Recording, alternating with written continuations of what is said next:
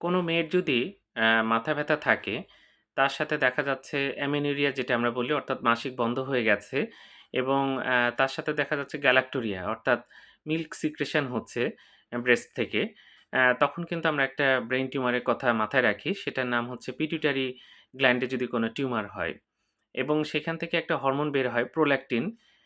এই হরমোনটা যদি শরীরে আসে তখন কিন্তু অনেক সময় আমি যেটা বললাম যে মাসিক বন্ধ থাকে যেটাকে আমরা অ্যামেনিরিয়া বলি। আ আর আরেকটা সমস্যা হয় সেটা হচ্ছে আমি বললাম মিল্ক সিক্রেশন হয়। যেমন অবিবাহিত মেয়েদের তো মিল্ক সিক্রেশন হওয়ার কথা না কিন্তু সেখানে এটা হতে পারে।